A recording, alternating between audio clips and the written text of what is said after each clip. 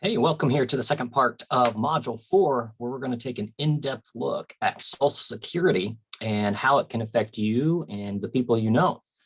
So first off, what you'll want to have up, you could follow along on the screen, but you may also want to, I'm going to click on a lot of these links, and it'll take us right to the Social Security site where we can see the real data. And a lot of it will be updated by the time you have watched this recording. It'll be some of it, not all of it, but some of it will have new numbers. And you may want to check just to see how things are different a little bit later here in the year or early 2022. So Social Security, basically it's a separate fund that, and we've talked about this, where you put money that the employee and the employer puts money into this, they take it out of your check, they send it in, and then it gets put into this fund. It's an interest-bearing account, so as long as there's money in it, it'll keep growing. One of the big questions I hear as an accountant, as a tax preparer, well, by the time I'm ready to retire, Social Security will run out of money. And that's false. Social Security will never run out of money as long as people are still putting into it. Now, what will happen potentially is there won't be as much money coming into Social Security because there'll be more people taking out in the future as compared to today. And there'll be less people working in the future as compared to today. With people living longer, that allows more time for people to still take money out. So basically what that means is you'll still get Social Security, you just may not get the full amount in the future, but I don't see that really happening. I see the laws changing to make that not happen. If it comes to the point where the funds inside Social Security in that fund there, they will change it so either there's more collected or the cap is higher. Something will change, and so you'll almost always get Social Security. So how much money is collected every year in Social Security? I mean, it could be a staggering number, and it is. I'm going to click here, and we're going to open up this site. All right. So this brings us to, this is actually at the Social Security website. And there's a whole bunch of items inside this website that you may want to take a look at. But look back, this goes back all the way to 1957. Social Security started even before that, in the early 40s, late 30s. So this doesn't have all of the data, but and this proves it here that it went up. Notice these numbers are in millions. So if it says 8,090, it's really 8 billion and 90 million. And so there was an increase of 523 million in 1957, which brought us up our total reserves up to 23 billion, kind of in that rainy day fund way back in 1957. And you can see it stayed right around there for quite a few years, and then it started to come up, then started to come back down a little bit. Maybe they were getting a little concerned in the early 80s, but then the baby boomers took over and really entered the workforce in the mid 80s, and the numbers just skyrocketed. So we're all the way up here now, all the way down through 2020. And notice the number here, it's 2.9 trillion that's in the rainy day fund. And you can see, though, when the baby boomers started retiring around 2007 and continuing more and more throughout, and we got all the way down to where we almost took out. Now it's still a lot. We were still 2 billion ahead, but it got down to, the number was quite small to how much money was being, notice this number here is what's being brought in, and this is what's being paid out. So being brought in, Social Security brought in 1.06 trillion and then paid out 1.059 trillion. So a meager $2 billion still that they didn't quite hit. But when you're talking in the trillions, 2 billion is not that much. But for whatever reason, we made a small little turnaround in 2020. So it kind of went against the grain here, but that also happened here. You can see it started going against it. We're going down, down, down, and then started going back up. Now we went way down, started going back up. Eventually It will probably go down below zero, but we have a lot of reserves to still pay out in plenty of time if things need to change to keep Social Security, keep it going strong. All right, so who's qualified to draw Social Security? Well, the key rule is as long as you have earned at least $14.70 in a quarter, then that counts as one working quarter towards the total of 40 that you need to be fully covered and fully insured within Social Security. Then you would get the full amount that you're supposed to get. Basically, that 40 quarters means 10 years of work. So if you wanted to see what counts and doesn't, you can click here. I'll leave that up to you if you would like to do that.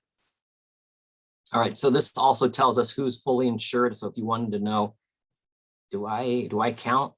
Well, here's some of the, here's just a quick little coverage of what it is to be fully insured.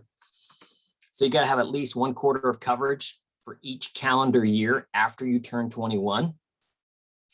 And as long as you do that, and then these three here, you've attained at least the age of 62. It's a year before you die. Okay, let's keep going. The minimum number of coverage quarters needed is 6. The maximum is 40, so you can still get coverage even with only 6. Doesn't mean you'll get the full amount, perhaps, but you can still get, you're still okay. You still meet the requirements. Read more about that in these linked charts here.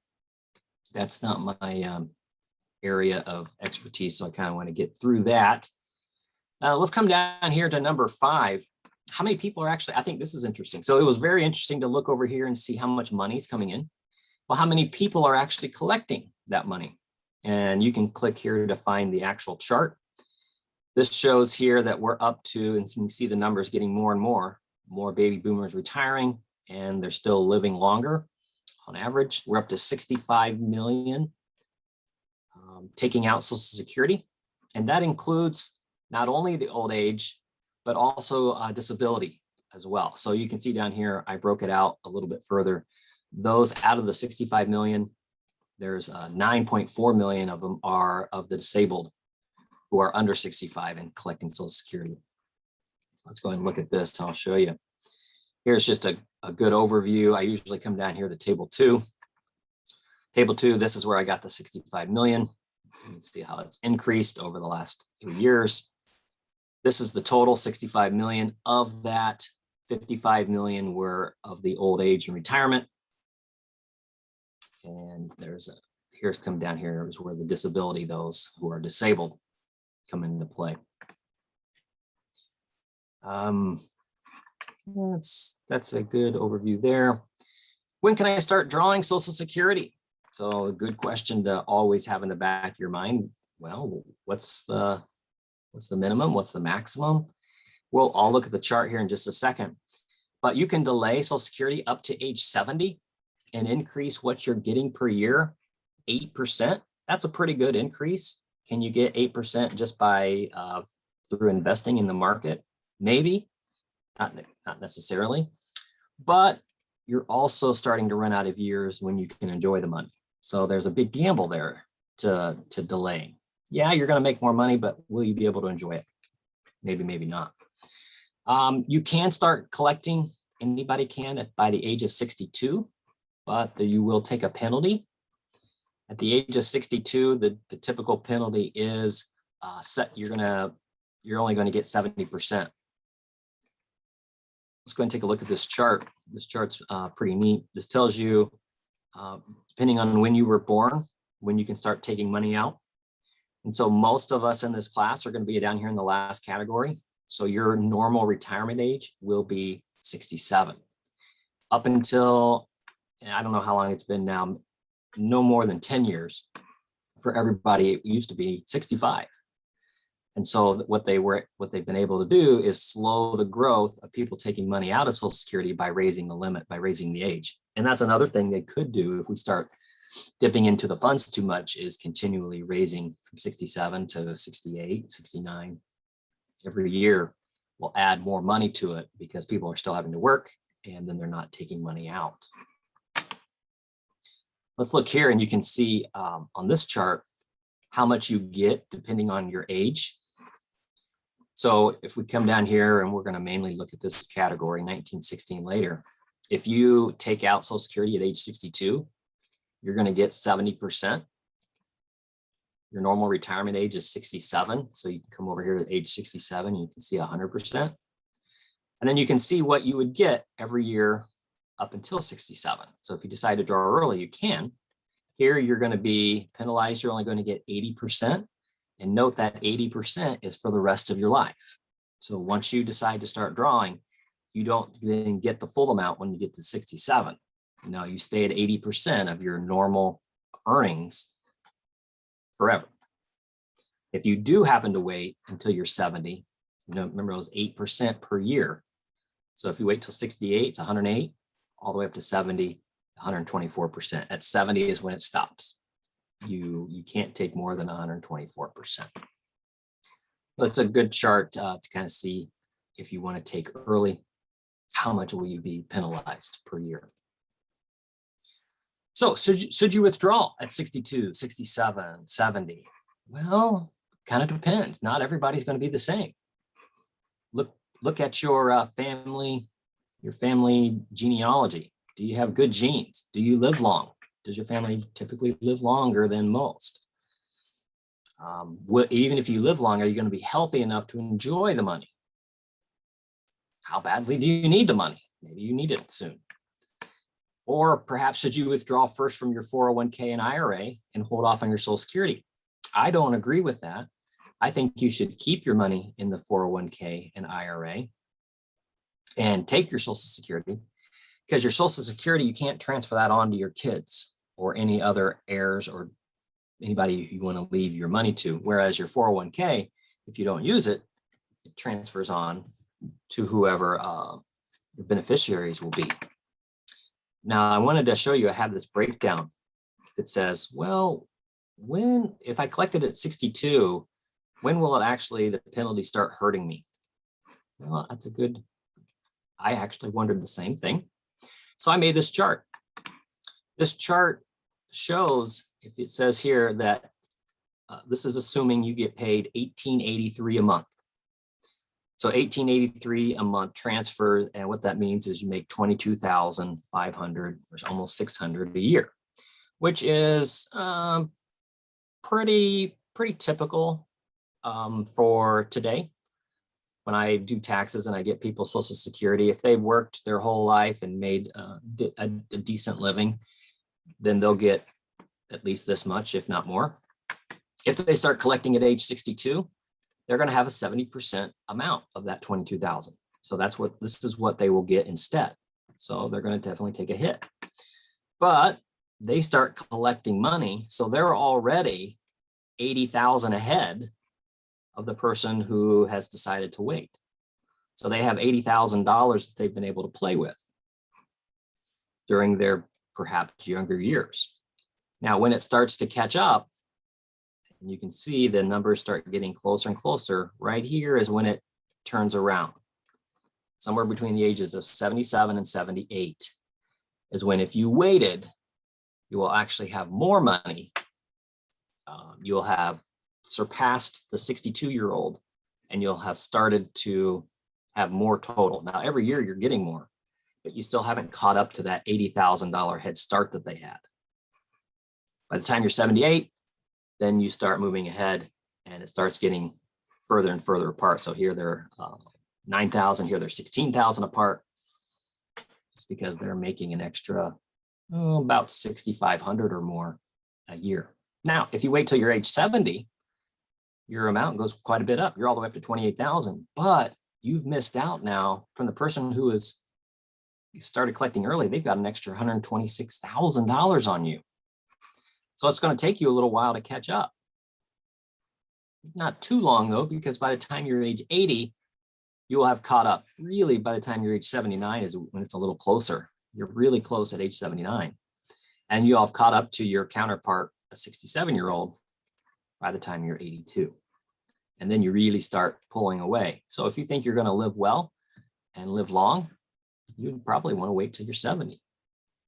Otherwise, this is how it's going to affect you Do you want the money early on? That's the big point. I think that's a pretty neat chart. You have access to this in your learning activities. I have this available for you to look at. All right, so I've talked through all of this. That's what we just talked about. Is there a reduction in the benefits for Social Security if, let's say, you start collecting at age 62, but you continue to work? The answer is yes. If you are under the full retirement age, so under the full retirement age, could be up to 67. Let's change that there. 67. Notice here, $1 of your Social Security benefits is reduced for every $2 that you earn over the limit. And for 2021, the limit is $18,960. So you can still work at age 62 to 67, no problem. But if you make over this, then for every $2 you're over that, you're going to lose $1 of your Social Security benefit. So here's a little example. Let's say you were scheduled to get $12,000 a year in Social Security, and you were working. Let's say you're age 64, and you earned $21,000 this year. Well, what we have to do, since you're over this limit, you have to figure out how much you're over it. And then since it's $1 for every 2, we can divide it by 2, this amount. And then what you get here, the 1,020, when you do that math, that's how much is going to be deducted from the $12,000 that you were supposed to get from Social Security. So you're going to lose $1,000, but you earned an extra 21 by, of course, you were working. So is it necessarily a thing that you shouldn't even do? No, you gained an extra 21,000 and you only lost 1,000. And you're still getting this. Now you could have decided, I'm going to hold off on this and not collect any of it and then get more the next year because I'm going to wait another year or 2. So that's something you have to think about. But you're not losing a terrible amount compared to what you were gaining. At age 66, it goes from, oh, I know why I had this up to 65. This was up to 65 because it's the $1 for every 2. Once you hit age 66, it's $1 for every 3. So it gets, you're not penalized nearly as much. And then by the time you hit full retirement age 67, you can make as much money as you want and no deduction from your Social Security. So just keep that in mind, especially if you have any parents that are getting ready to go into Social Security. If they're working, just make sure they know this. Hopefully their Social Security representative would tell them that as well. When should I apply for Social Security, Medicare? Well, you want to do it at least 3 months. Right around 3 months would be good before you expect to collect it. For Medicare, the age is still 65, so you'll want to do that while you're still 64. Can my non-working spouse or a spouse who doesn't make that much money still receive Social Security? And the answer is, of course they can, yes. Here are some different rules here, and we're going to go through some different situations. So to see how much can you make, how much can your spouse who doesn't work very much make, and what happens if one of them dies or retires. All right, so spouse of a retired worker. So you've been working, you have now retired. Can your spouse also draw Social Security from you, from your account, even if they haven't worked? And the answer is yes. They have to meet one of the 2 criteria here. A, they can draw Social Security right away, no matter their age, if they have a kid who's under 16 or disabled, or they are at least 62 years old. Now, of course, that penalty would still come into play. If they're 62, they're only going to get 70% of the full amount. This also applies to if your spouse who you were married to was at least 10 years. So if as long as you were married to them for at least 10 years, you can still collect on their Social Security, and it won't affect them or their new spouse if they did get remarried. It will have no effect. And they can get as much. The rule is a spouse, whether they're divorced or not, this is any spouse, can get up to 50% of what the working spouse is able to collect at their 100%. So if the person who was working was able to get $20,000 a year, that's what their benefits came out to be. That's before any penalties, because maybe they withdrew early. They were able to get 20%, but the spouse decides to wait until they're 67, then they can get up to 10,000. Now they get a choice. They can either take the 10,000 from their spouse, or they can take 100% of their own Social Security, whatever's higher. So if their own was more than 10 calculated out, then they would just want to take their own. But if they didn't hardly make any during their working years, then it's going to be best to take 50% from their spouse. And it's not taking it from them. They're just getting 50% added in, an extra 50%. So now the working spouse makes 20 grand in Social Security. The non-working spouse can still get an extra 10 for their living expenses. For a complete overview, let's check this out. This is going to give you an idea of when you would like to receive benefits. This is about if your spouse, if you were going to retire, how much can they get at 50%? So different rules about retirement. Can my dependent child or grandchild receive Social Security? And the answer is yes. They can get it as long as they are under the age of 18, or if they're still in high school and under the age of 19, that's fine. The child can get as much as, like the spouse, 50%, limited to the family max. Notice the family max. There's not a real clear rule on this one, so I'm not going to go into detail, but basically what Social Security says is the family max is, depending on your situation, somewhere between 150 and 180% as the full workers' retirement benefit. All right, so what happens when the main worker dies?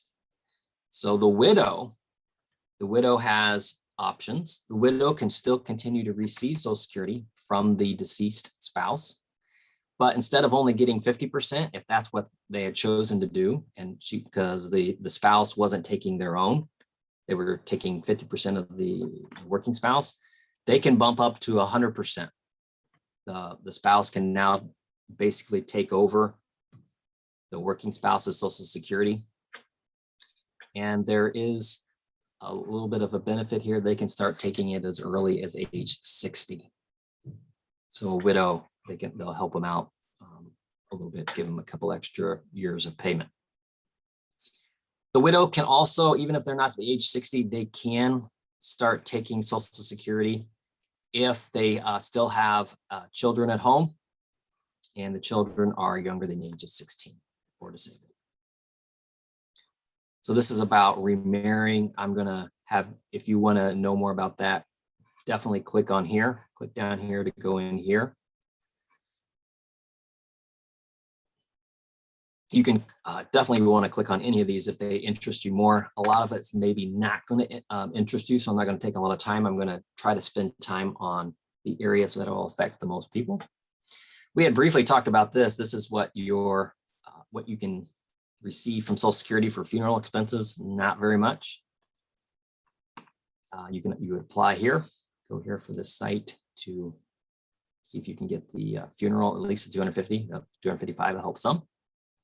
All right, so the big question is, now that I know when I'm going to retire, what age, how much should I expect to get? What is that 100% level? Well, you can calculate it, and that's what we're going to do. That's going to be the main whole thing of this. The hardest part of this whole section is calculating how much we're going to get, and it's not that difficult. It's just a couple math items. I know that might scare some, but it's not that hard. All right, so how they started out is they basically take an average of your past 35 years of work history, as long as you've had that much, and then divide it by that number of years. And they actually adjust it for inflation. So even though your wages, if you started working back in, say, 1981, because you're getting ready to retire, your wages were probably quite a bit lower, not only because you had a lot less experience, but because of inflation. So what Social Security takes that into effect and says, okay, we've calculated that the earnings back then were about 3.9 times lower than what they are today. And we'll go to that chart here to see how they show that. Okay, so they're going to show here that your earnings, that's what you made in 1981. This is the factor that they have provided that says, okay, this is about how much you lost because of inflation. And then this is what it would be in today's dollars. Making 12,000 back in 1981 is like making 50,000 today. That's pretty big. If you look at that and you're like, whoa, okay. You think 12,000, ooh, that's not very good full-time wages, but then you look at 50 and you're like, oh, that's pretty good. All right. And so they try to keep it the same. They're saying, okay, if you got modest raises every year, about $1,000, it's going to stay in that between 50 and 52,000 range. Slightly now they're going up a little bit all the way to today's wages where there's no inflation up to 58,000 by the time you retire. Okay, so what you would do is you would take whatever you made and multiply it by that amount, by this multiplier. And then you would add up all of these and divide it by the number of years. And then that's how you would determine what your average wage was. If you wanted to see, well, what do they expect? Because I know I'm not going to retire until maybe, say you were going to retire in 2040 or 2050. Well, they have at least gave a guess. So let's say we want the years for indexing up to 2050. Okay, so they're saying if you wanted that, this is what they expect it to be. Doesn't mean that's what it's going to be. But if we compare to this year, 2021, 2022, about 2.6 times by the age of, by 2050, wages may have gone up by about that much. Which is kind of interesting. Your wages, one thing that you can't, if you are one of the more wealthy people, you can't have your wages be more than the cap was for that particular year. So if the cap was in 1999 was only 70,000, then that's where your wages has to stop for that 1999 year. All right, so then you take, we divide it yearly by 12. So let's say your average earnings was 50,000. You would divide that by 12. And that's what is going to be used as your average monthly earnings. So if we had 50,000, we divide that by 12. So your average earnings per month would have been 4166. Now we would use that number to calculate how much are you going to get. This every year, this changes slightly. It's not a lot, but it changes slightly. If you wanted to know what it is for upcoming years, if you're in the year of 2030, perhaps, and let's say this link still exists, they'll have updated these numbers. So this is where they come from, the PIA formula here. All right, so this is how it works. All right, we're going to assume this for our practice A. We're going to assume we had average yearly earnings of 45,000. Okay, so when we did that chart, we added them all up, all of our numbers, and divided it by the number of years, we got 45,000. Then when you take that 45,000 and you divide it by 12, our average monthly earnings are 3750. Now, to determine what your Social Security check will then be every year at 100%, we take this formula. Okay, so 3750, the first thing you do is you take 90% of the first 996. Okay, so we're definitely over 996, so we can take 90% of it. So we're going to get at least 896 a month. Then what we do is we take 32% of whatever those earnings above 996, but below 6002. We're not anywhere near 6002. So all we need to do is figure out, okay, how much in wages have we not used yet? Because you can't double dip. you can't use that 996 again. So you got to subtract out that first 996 and you see what's left. So 3750 minus 996, we still have wages that that we're not making money on yet of 2754. It says, okay, take that and multiply it by 32%. And you get an extra $881. Step 3 isn't needed because we didn't make over 6,002. If we did have over 6,002, this number would have stopped at 6,002. And then whatever's left over the 6,002, we would have taken times 15%. So if it was 7,000, we would have taken 7,000 minus this, and then times whatever's left by 15%. So what this individual is going to get, if they have an average monthly earnings of 3750, they're going to have in Social Security monthly earnings of 1777. Or what that comes out to be, 21,000 a year.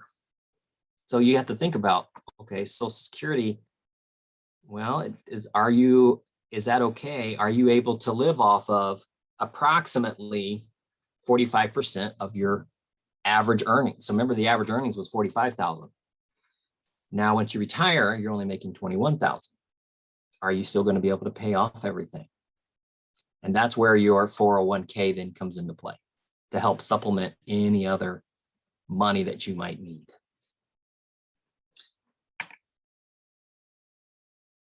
All right, so let's come down here to example number 1, and I want you to work this formula.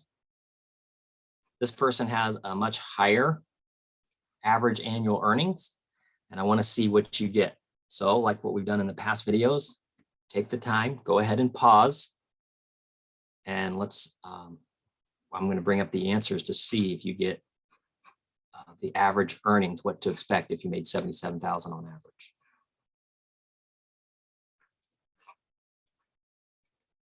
All right, hopefully you have paused. The answer was $2,560 a month, which equates to $30,726 per year if you made 77,000. Now you can pause here, and this shows you what happens when we do max out on that 6,000. So this individual had an average monthly earnings of $64.17. We don't want to put in the $64.17 here. We want to stop it at the whatever this cap is. And then whatever we still have left that we haven't used, so that's not too much, times it by 15%. So this individual got 896, 1,601 plus 62. And that's how I added this up. Now that took not that much time, there's a little bit of math, but you might ask, is there a quick way for me to determine how much I expect to get? And there is. You can simply click here.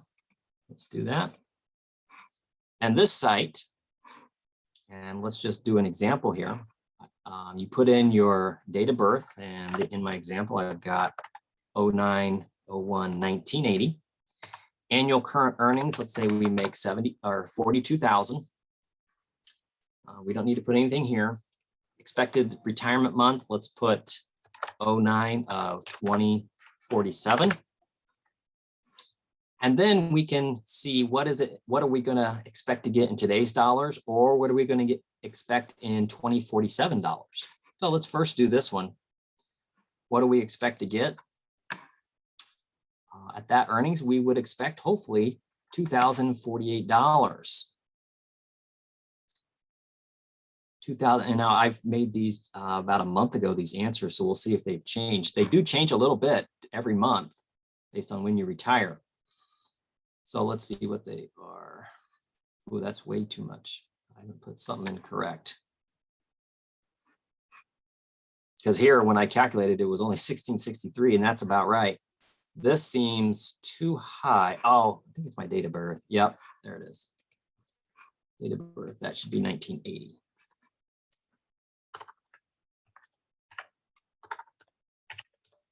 You'll see that this makes a difference. There we go, 1663. That's more like it. And that's what it was when I calculated about a month ago. So that didn't change. When you multiply that out by 12 months, you can expect to get right at $20,000. And you can then change. It says what earnings in the program are they using in the year 2030? So we click here on see earnings that we used. And you can see that for all of the years after 2021, they're expecting that you made 42,000. And this is what they think that you were making all those other years. So you would definitely want to go in and change these if you didn't make that. But this is just a quick little item that that they kind of give you an approximate, and probably on the low side, just so you're not mad. Because did you really make that much less? Maybe.